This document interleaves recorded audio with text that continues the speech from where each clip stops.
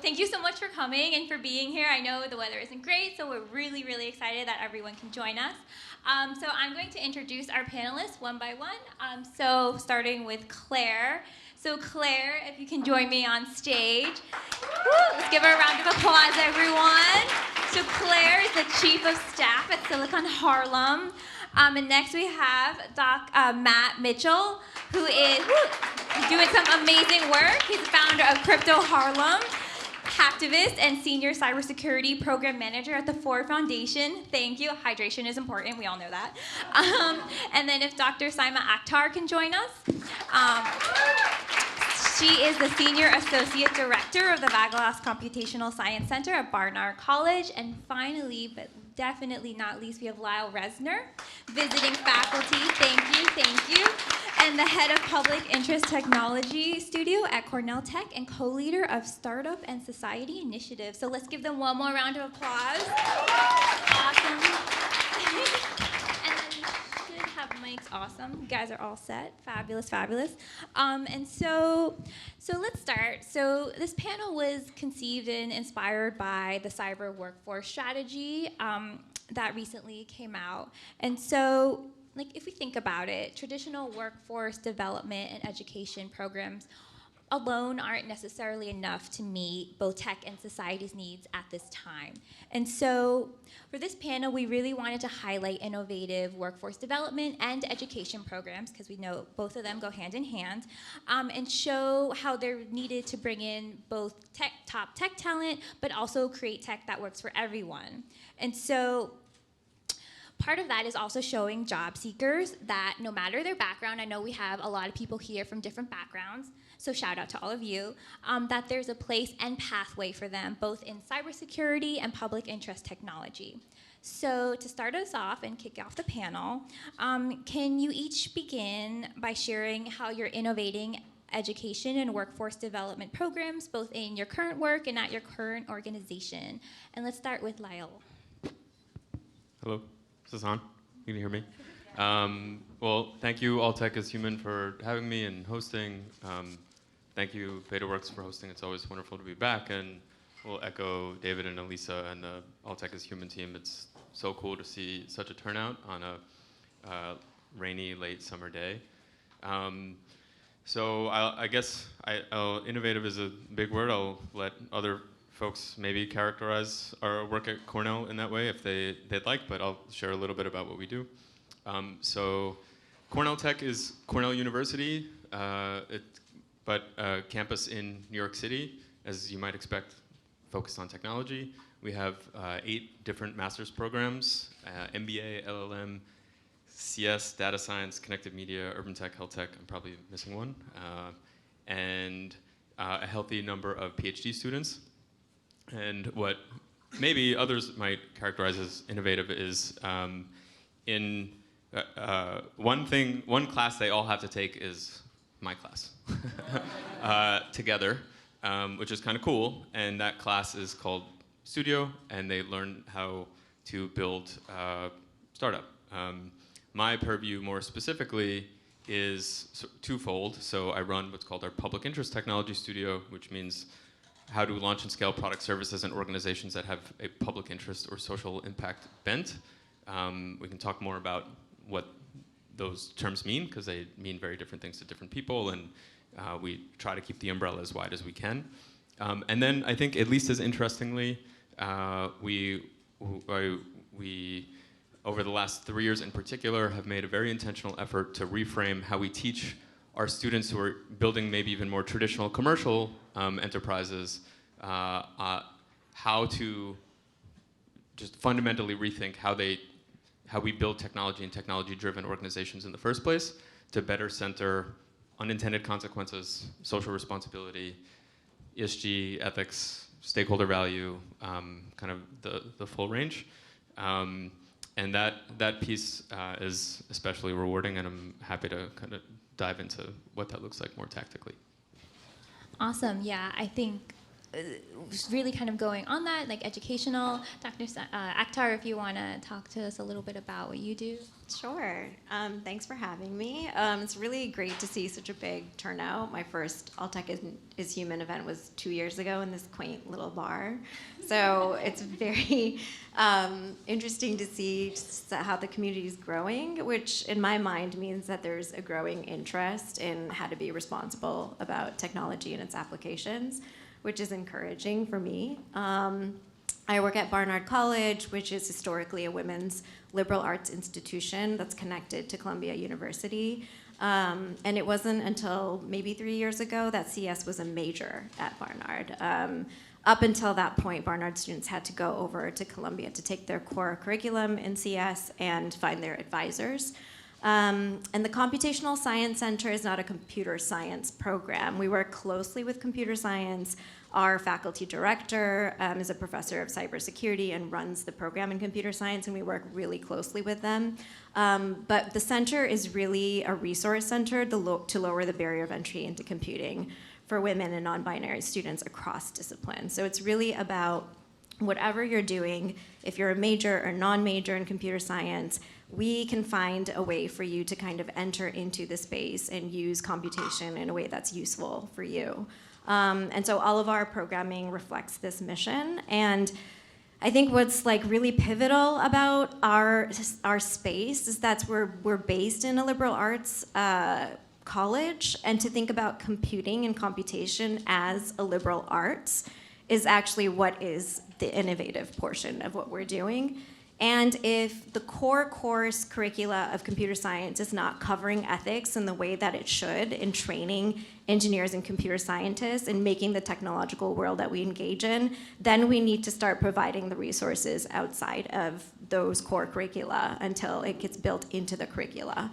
So liberal arts is actually the space to think critically, and oftentimes it's liberal arts and humanists and social scientists that are carrying the burden of raising the red flags and pointing to how technology is not serving us. And so our programs at the center are really focused on helping students find a way to think critically about what they're doing and how computing can aid in thinking critically, and asking, if I can build it, should I build it? So some of our programs are like open workshops on Fridays that cover like a range of coding languages and applications in different kinds of disciplines. We have a Computing Fellows program that trains Barnard students to be peer mentors and leaders in computing fields among their peers, but also amongst themselves. We have a speakers program where we were lucky to have Matt come and speak about his work. So really trying to get students to think about computation and technology in creative and critical ways. And I can talk about like more like specific examples as we start to talk, but that's a pretty broad overview of the kinds of things that we do. I think it's really important because I also worked in the education sector. Sometimes, you have your humanities over here and then your STEM over here. So I think just both of you speaking about how we're really bringing it into an interdisciplinary realm is like super, super important. And right now it's innovative, but hopefully it won't be. But yeah, Matt, if you want to go next. Hey, what's up, y'all? My name is Matt, and I'm going to talk about what cryptoHarlem does in the area of education and workforce development. I started cryptoHarlem like 10 years ago. I'm one of the best hackers in the world, and cryptoHarlem is a hacktivist factory, basically, where we teach people look, we all know that technology is a kind of like dual-edged sword, and that there's good things that it can do and bad things it can do, and we need to be responsible, and then there's somehow this thing that's irresponsible tech, which no one will claim they're doing, right? Okay. But the negative side of tech, we know that it exists, but it doesn't harm everyone evenly. These harms aren't metered out the same. They're very individualized based on your identity, things that you can see and things you cannot. So if you are black or brown, if you're queer or trans, if you're undocumented, if you're Muslim, we already know the city of New York alone has proven that the tech is coming to hurt you. And in the community of Harlem, there's many different layers of surveillance technology, whether it's commercial, whether it's governmental, whether it's law enforcement. And you get like a 4D picture. It's the front lines of irresponsible tech. So what we do is we enlist all people because, black folks, we're like 14% of the population. That includes people who might have voted this way or the other. So we need everyone to know this is happening and just kind of join me in this kind of fight the robots thing, because I'm like the Sarah Connor of the Terminator world here, telling you these bots are coming, So what's that mean for workplace development and education? Well, first of all is I write these extremely detailed guides to help people. And for this constituency, tech workers, that's who you are, and tech people, there's a guide called the Tech Worker Handbook. I worked with Ifeoma Azoma, who's an amazing person, a whistleblower, who in California has fought gag orders that are in your contract. So now people can't tell you that there's an NDA, so you can't talk about the harms you're seeing, things that are of the public interest, and help people, right? So go to the Tech Worker Handbook and read the security guide, and all the digital parts of it, that's me. And if you, from the first day in tech to your last day in tech, you need to know what's in there. cryptoHarlem does stuff like that. That's how we educate. We educate people who don't realize that they're at harm's way. They're in the crosshairs, right? But we also make sure that, we're told in cybersecurity, speaking about this government mandate, that there's more jobs than there are people to do those jobs. But every job needs 3 to 5 years of experience. So where are these, how do you get started, right? So we have a program that's called From the Block to the Sock, where we just hang out with homies on the block, and we're like, listen, you can get a job in cybersecurity making 6 figures. All you need is to know how to do some, honestly, pretty basic shit, And if you can get a Security Plus by CompTIA certification, and we'll walk you through that. We walk you through how to do it. We meet with you over Zoom every Saturday morning, and we'll make sure that you get this, then you can get this job. And it actually has happened. We have no lie, what I'm saying, no cap, as we would say in Harlem. We have real folks whose lives are changed, and the whole system of poverty is broken. What I'm saying, where they're just pulling their whole family, their whole crew, and taking care of everyone and living a better life because of what we make available to them. So, that's some of the things that cryptoHarlem does. I don't want to hog the mic. You know what I'm saying? Okay. Yeah.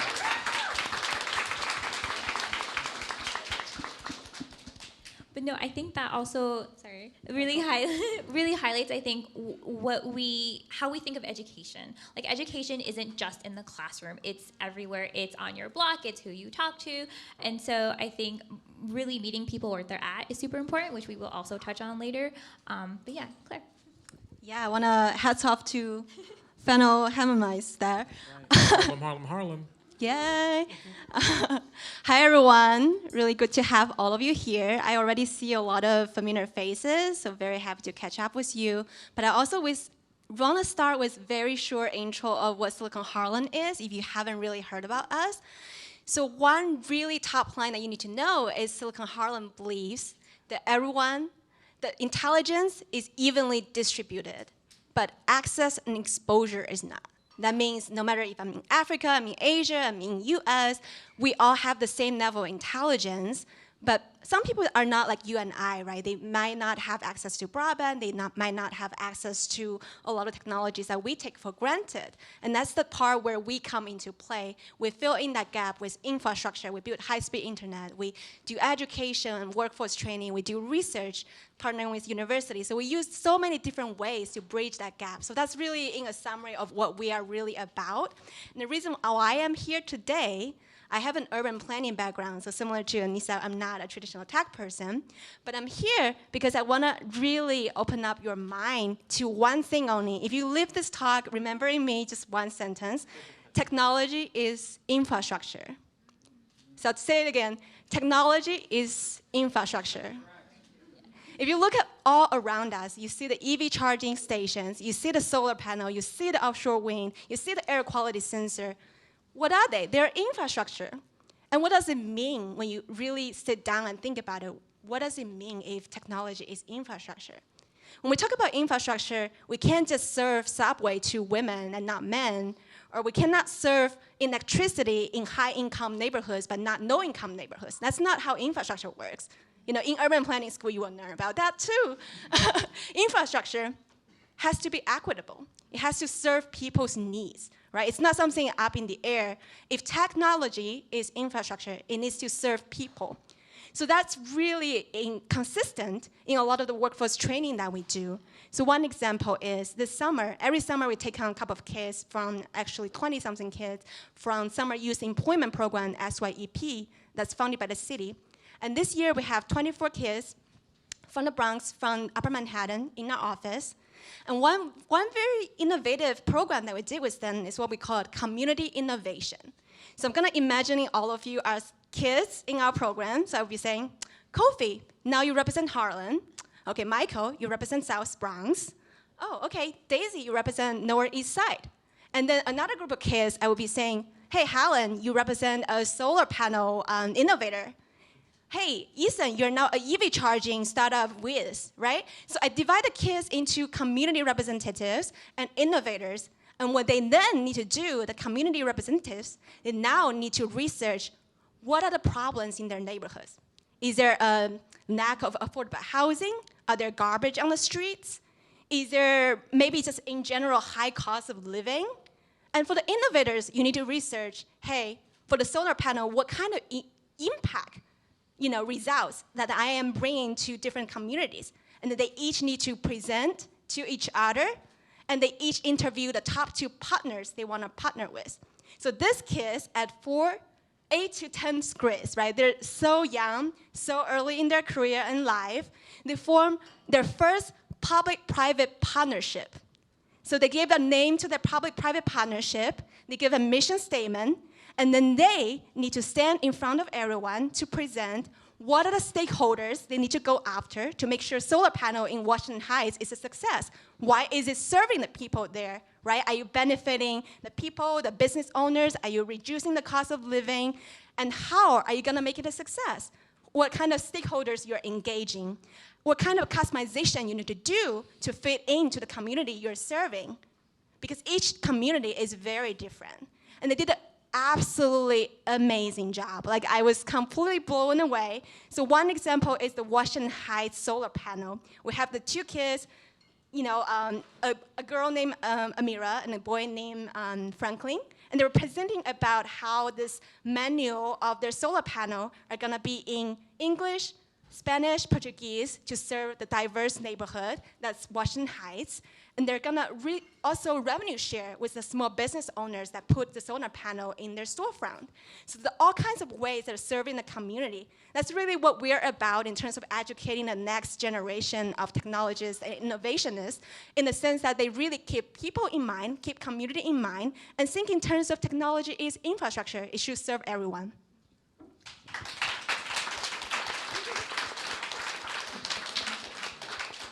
And so I think your response kind of goes to a little bit back to why we need people from interdisciplinary backgrounds, who from diverse backgrounds, would they be asking these questions? And so there are a couple of things that you mentioned that I want to tug on, but the first one, I'm going to talk about partnerships, because no matter what, when your tech is so cross-sectoral that you're going to need to work with civil society, academia, industry, government. So, and especially if you're going to make thoughtful and really intentional workforce and education programs, you can't just do it by yourself. You have to work with everyone in the ecosystem. So I'm going to start with Lyel. You help clients build organizations and products that maximize business and public benefit objectives. And I think it's one thing I think is really fascinating about your background is you work across all sectors. And also, sometimes it can be from academia, you're like, what is industry? And so I wanted to highlight that and ask you, how would you persuade industry and funders to invest in and collaborate with academia and civil society on workforce development and education programs? It's a really good question. I'm struggling with it. It's not easy. I will say, but before I try to address it, 2 things. One, Saima, I would love to geek out about pedagogy stuff, for one. And then 2, I think, and maybe to kind of bring it into the fold of the question, to the degree that no irresponsible tech or it kind of meters out the kind of negative consequences on an uneven basis, generally disproportionately affecting Black and brown folks, folks from marginalized communities, queer folks. I think this idea that one of the things that we try to embrace that even in our particular kind of academic context is maybe unusual to call out loud, or I don't know about unusual, but is maybe strange for people to hear sometimes, is the criticality of lived experience and proximity to lived experience. And so to kind of this broader goal that I know All Tech is Human has and is, one of the reasons why it's so meaningful to see so many people from so many different backgrounds here, and to hopefully maybe compel you, if you're just getting started or thinking about how you can contribute, lived experience and proximity to lived experience is absolutely wildly essential and just as important as any fundamental technical skill, and I think increasingly. And so that, I guess, will maybe bring it more explicitly to your question, Elisa, which I think, we run around a lot trying to convince influential company builders and investors that responsible tech in some way is a business imperative. And I think there's a growing set of data that suggests that that's true in three ways, or generally. I mean, one, we talk most importantly about how the talent cares. You can look at this room as some evidence. There are all sorts of studies about how millennials and Gen Z care more about buying products and services and being part of communities that resonate with their values than any generation previously. There's a really wonderful, now sadly sunsetted organization out of the UK called .everyone that has this did some really great work on kind of surveying tech workers and showed that more than 2/3 of tech workers actually want more time and support in thinking about unintended consequences. And so the talent cares is I think the most resonant argument that we make. Second, and relatedly, is consumers care. I think we're entering a time where trust in the private sector generally and in technology companies specifically, very justifiably, is at all-time lows, and that's empirical. Edelman studies show that that's true across big tech. And so if you're able to both build mechanisms that merit people's trust and then do the right kind of storytelling that could put you at some type of competitive advantage. And then, thankfully, although to a lesser degree here domestically than in the EU, there is an increasingly aggressive and sophisticated regulatory regime. And so to kind of build social capital and maybe get ahead of some of those things is useful. And so all those arguments resonate to varying degrees depending on who we're talking to. But I'd say what's also true is there are a lot of bad actors and who will continue to make money hand over fist and not be incentivized by any of these things. And I think these things are existing at the same time. And whether we kind of reach a tipping point, so to speak, is a function of everyone here kind of recognizing their agency, maybe picking up the fork in the road, so to speak, realizing that their lived experience is just as valuable as any technical skill, and kind of taking the first step to influence the conversation.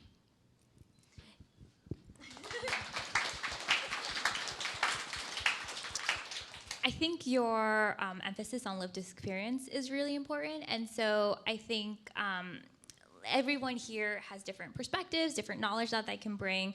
And especially when you're working with all these different actors, being able to put yourself in their shoes, kind of see things from their perspective can be really, really important. And so Claire, so speaking of working with people, Claire, you work extensively with public-private partnerships.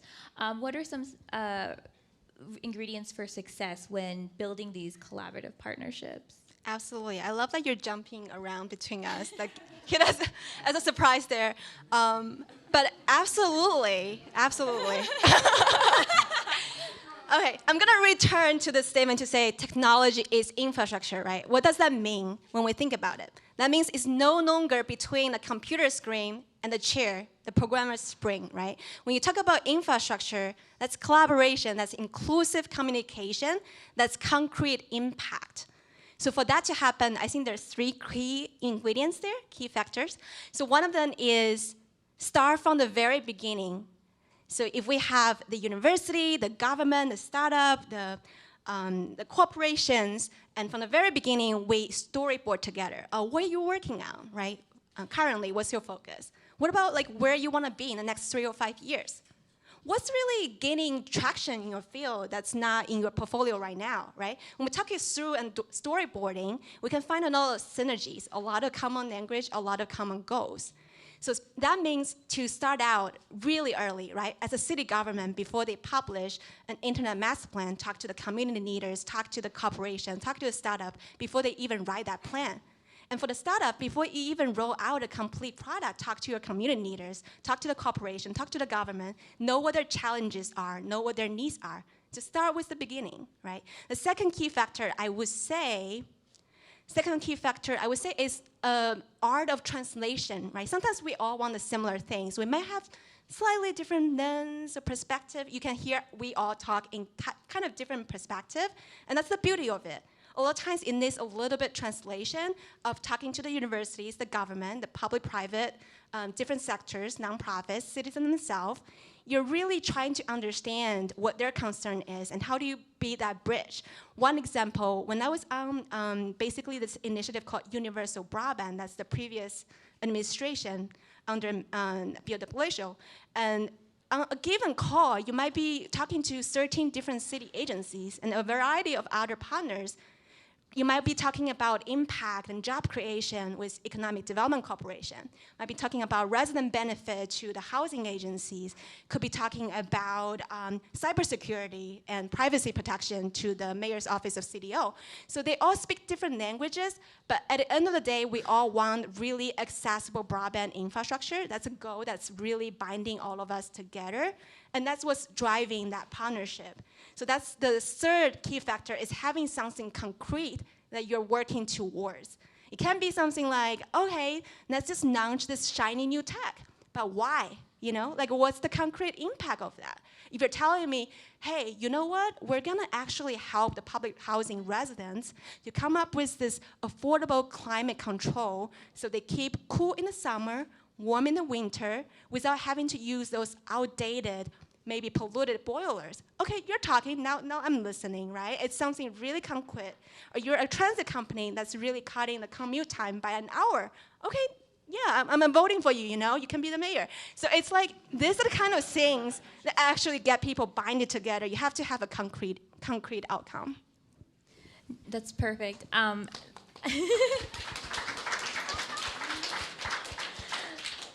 So I am going to keep skipping around just to Dr. Akhtar. I'm coming to you in a second, but I'm going to tee up my question. You talk about common goal, and I think, so let's say we have industry and academia. Okay, we're ready. We want to create experiential learning opportunities for our students. We really want them to be prepared, and both for current jobs and future jobs.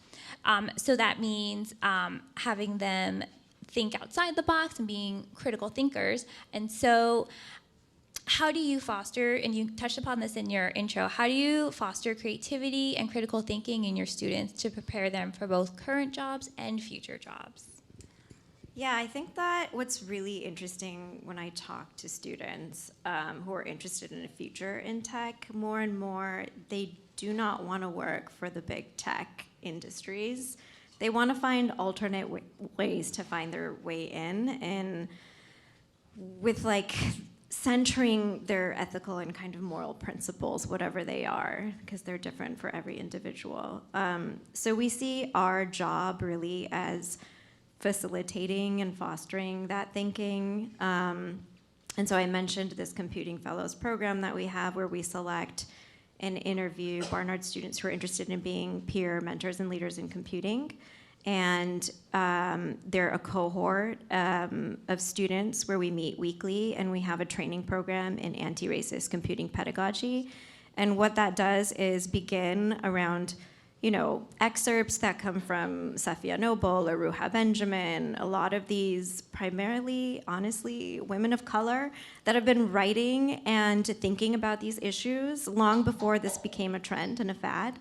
And then we pair that with actual coding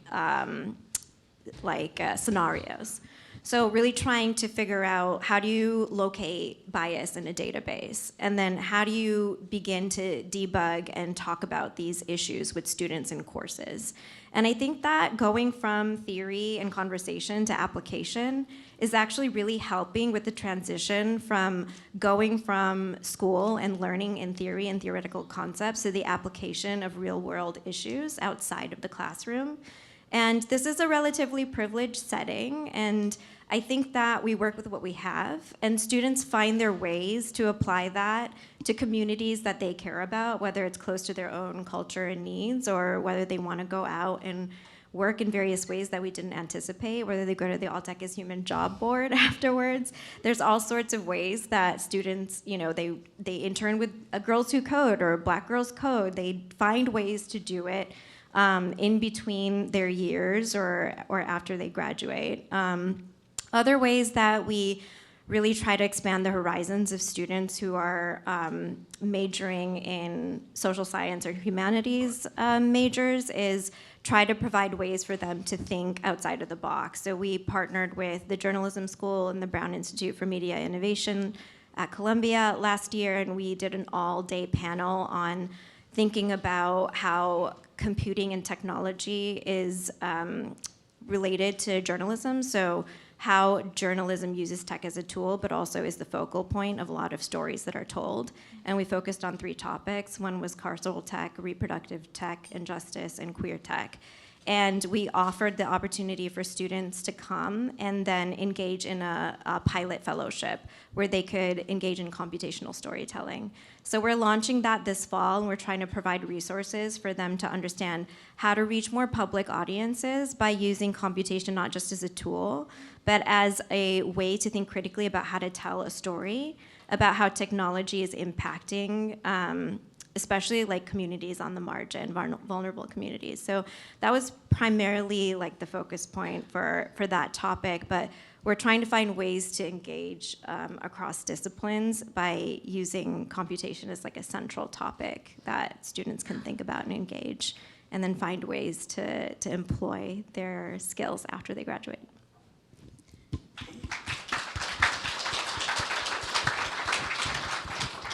So how is that not innovative? So, but one thing that you did mention was like being a very specific setting, and so Matt, you're the next one up. No surprise. So can you describe how cryptoHarlem's home at the Harlem Business Alliance has helped expand cybersecurity education access to those who may be underrepresented in the cybersecurity field? Yeah, I mean, when cryptoHarlem started, it started on the corner of, I was just walking around thinking like, oh man, I really need to do something for my community. And I just looked up and it was like the corner of Malcolm X Boulevard and Martin Luther King Boulevard. And that's where that Harlem Business Alliance is. So I was like, well, it's a sign. So I went into this community center and I was just like, hey, can we use the space to talk to people? So, now we're more like a live stream on Twitch, right? That happens on Saturdays at 1 o'clock. Saturdays, 1 o'clock Eastern on Twitch. But yeah, so, and we're on there just reaching out to everyone. Folks in the inner city, whether it's Chicago, LA, it doesn't matter, Harlem, they're not maybe gonna see your algorithmically targeted Facebook ad or Instagram ad or whatever, you know what I'm saying? So you really need to bring the information to the people. And that's something that cryptoHarlem's always about. It's like being not get up from the keyboard for a second and talk to the people and realize on the subway ride here from wherever you came from, there are all these human beings around you.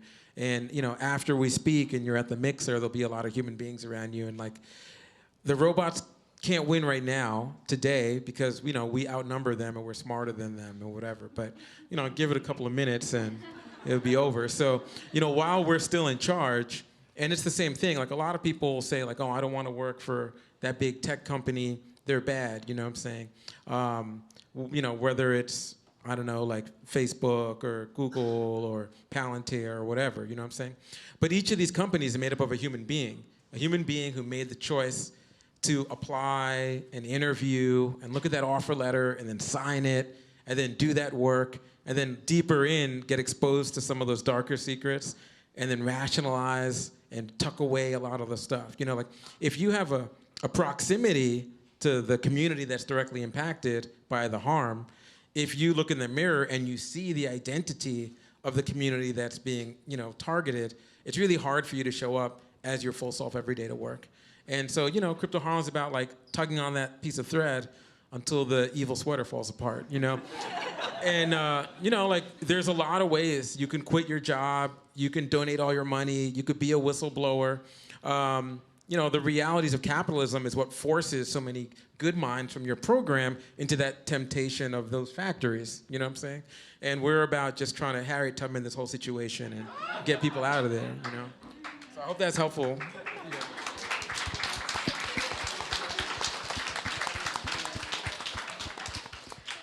So, getting the wrap-up sign, which is perfect, because this is the last question. I will go in order, I promise. And so one thing we had sort of touched upon in, like, throughout our conversation, but that I do also really want to highlight, also knowing that we have a bunch of people in the room with different backgrounds, some of which who I've talked to or who aren't quite sure, like maybe where they belong in responsible technology, who may be early on in their career. And so my last question is a two-parter, but they go together, integrated, I promise. Can you share why a diverse and inclusive ecosystem and workforce are important? And then two, if you have any advice for job seekers looking to get into cybersecurity and public interest technology, but may not come from a quote-unquote traditional background. Claire, if you want to start. Great. Just startling you, I'm sorry. Awesome. Perfect. I love that. Yes, definitely. So I think there are two parts to the question. So there's the human side of it in terms of inclusivity, and there's also the job side of it in terms of the background. So I'm going to return to that sentence that I hope all of you remember, is technology is infrastructure, right? What does that mean? What does that mean when you think about it? Technology is infrastructure. Do you think one person built New York City subway? Do you think one person can build that? Is that possible? No. Because infrastructure is not a single skill set, right? You probably have, I don't know how many, actually. I don't have the actual data to say how many really worked on the subway, but I would bet it's a lot of people. And the same with technology, right? We need people with diverse skill set. We need people with community engagement skill set to talk to the community. We need designers to come up with design of the technology that's sensitive to human environment. We need policymaker skill set to make sure that we have the cybersecurity policy that works for people. We need to have finance skill set to fund those technology. So there's so many different skill sets needed, and I bet that in this room we have a good combination of them, and that's what's beautiful about it. And I would also echo with what Naya was saying earlier about lived experience. That's the human element part, right? If we're thinking about technology is infrastructure, we want to make sure if you are in a wheelchair, you are working with a worker, you have a backpack on you, you're pushing a baby stroller, you all have access to the same infrastructure and technology. And what does that mean when we incorporate all the types of perspective into the ecosystem in building them? So one example is, who would be the best designer of elevator for subway stations? That would be people in wheelchair, because they live it every day. They use it every day when you and I are walking down the stairs. And the same with tech accessibility, right? The Heather Donnie, who is the head of accessibility at Netflix. So she grew up in a family where her parents were deaf, right? So that's the kind of lived experience that really shape your perspective, and you bring that diversity, you bring your lived experience into the infrastructure that you build, because you build the best ones. You know, it's not affirmative action, we just know the best things, you know? We just know how to do it well, because the lived experience that comes with it, to build this tech, to build that infrastructure. Again, I'm just gonna, for my part of comment, technology is infrastructure.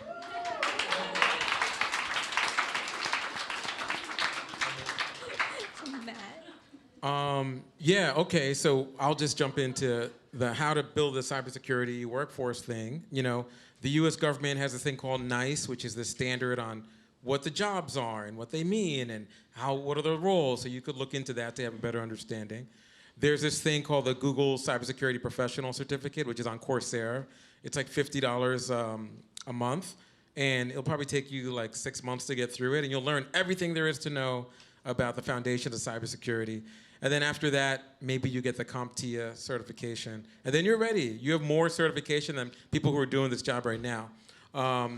Like for me, I'm a hacker and a hacktivist, so I would say like, do Pico CTF and like do Try Hack Me. It's a free website. You can learn how to actually hack stuff and all that good stuff. When it comes to like meeting this huge need, not just in cybersecurity, but for responsible tech, I think it's really important that we don't write anyone off, regardless of who signs their paycheck. You know what I'm saying? Like, because one day it'll be like that Netflix job for $900,000 for an AI like program manager, and they'll build a giant robot that does everything, and writer's strike won't matter. But until that day, when we cancel the folks who are on the other side, who are irresponsible tech, then we concede that space. We lose them forever, And we need every human being if we're gonna like really win this fight. So I think it's about saying, okay, maybe you are in the back and you quietly get your, check signed by one of those like evil companies, irresponsible companies. It doesn't matter. You got to figure out a way to like, how am I going to contribute? Like, there's a thing called Knowledge House. It's a place in the Bronx. They have a scholarship and they pay people to learn about cybersecurity and to get basically jobs. They'll like pay you to learn and go get a job, and they change lives every day. There's a nonprofit that used to be called Code Cooperative. Now they're called Emergent Works, and it's all returning citizens. And we work with them all the time. And the homie Army who runs that and their whole team there, they're like, listen, I'm never going to be judged by the worst day of my life. And they become developers, and they're amazing. They're like very skilled software engineers. So, if you're in this room, you should be like, hey, how can I help Knowledge House? How can I help Emergent Works? Whether your identity is one that's targeted or you're an ally who just super cares, you know what I'm saying? Like, we all have a place. It's by taking the time that brought you here, and applying it to responsible tech and the orgs who are really at the front lines. So I think like that's how it is. So definitely hit us up on our cryptoHarlem Discord, cryptoharlem.gg/invite/cryptoHarlem. No, sorry, it's discord.gg/invite/cryptoHarlem. Hit us up on our live stream. Hit us on Twitter. We got the plan. We got the cookbook for you. Okay, so there's so much big and small things you can do. So just do it. You know what I'm saying?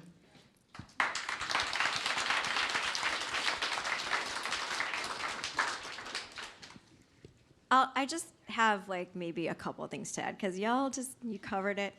My background's actually in architecture. Architects in the house. I don't know if is that architects in the house or people who love architecture? I don't know. And I found my way into the like world of technology because I was interested. I wrote about Fordism in Detroit, which is where I grew up. I was interested in early industrial technology. And saw so many parallels when I was doing my research with the way that old like automotive industries were acting versus like big tech in Silicon Valley and the impact of capitalism and all of that stuff. So I decided to just kind of teach myself. I did a boot camp. I was just like, okay, now I have these two disparate interests. I'm like more useless than I was before. But then I realized I needed to figure out a way to like bridge these two disciplines. And it's what I tell students that I encounter all the time. If you're interested in law, think about like the internet and public policy and the way that AI needs to be regulated. If you're interested in like, I don't know, in English, think about the ways that, or NLP, like there are ways to like get involved where you can kind of teach yourself a little bit. And when you talk about diversity in a room, I think it's like in two ways, right? Diversity of area of interest and what people's backgrounds are, and then Lyel's like lived experience. If you have a certain like experience in life that informs the way that you interact with technology, then that's going to be a really important voice in the room. You want all the voices in the room that you can have when you're building technology as infrastructure. And the way that I think about it really is that, like, I study the built environment, right? I think about the inequities that are built into the world around us. We think about these buildings as just magically appearing. No, there was an architect, there was a patron, there was a plan. And in that same way, the internet is, whether it's virtual or infrastructure, those same inequities are going to be built in our virtual world if they don't get resolved in our physical world. And so I think that it's really important to think about all hands on deck ways of thinking about the future of technology and its impact on society. So there's ways that you can do it. I think Matt covered the cybersecurity question. If you want to do it, you can do it. So, yeah.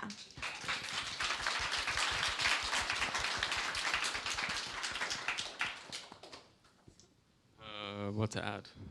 Probably nothing substantive.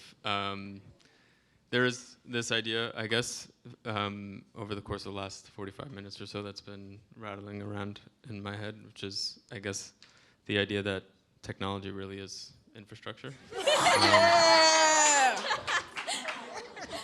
No, but I mean, I think the degree to which it's like really appropriate, apart from all the ways that everyone has mentioned already, is I don't want to say that the technology being developed now is trivial, but I think the key now is in the implementation, and it's been like that. And so implementation, to everyone's point here, necessitates every skill set and certainly every perspective.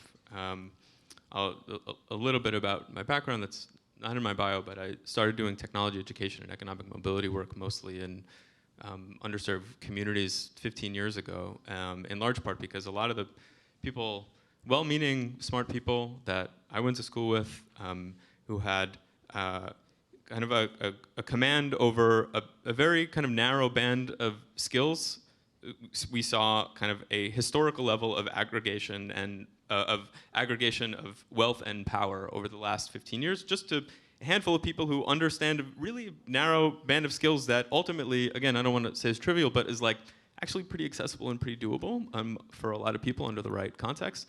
And the problem with that, I think, is, you know, to Matt's point earlier, is like a lot of those folks, from my experience, aren't expressly irresponsible or evil, but they do represent a very, very narrow band of people and worldview.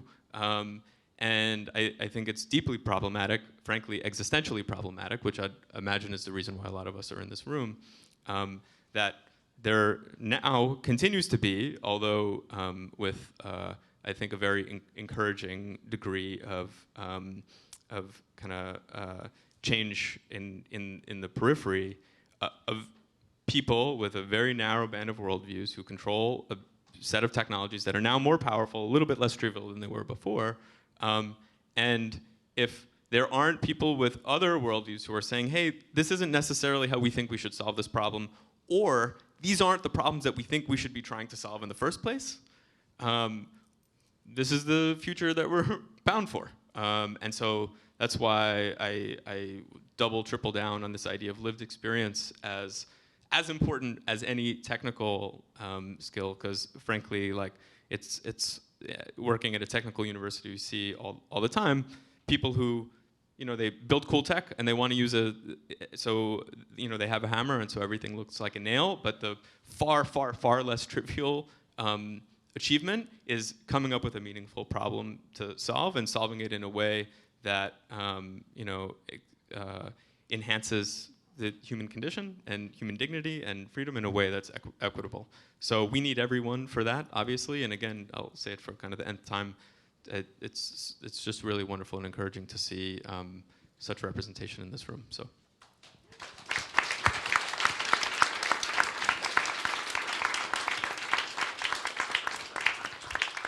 So I'm going to close the panel with 3 sentiments. 1, lived experience is essential. 2, if you want to do it, you can do it. And 3, technology is infrastructure.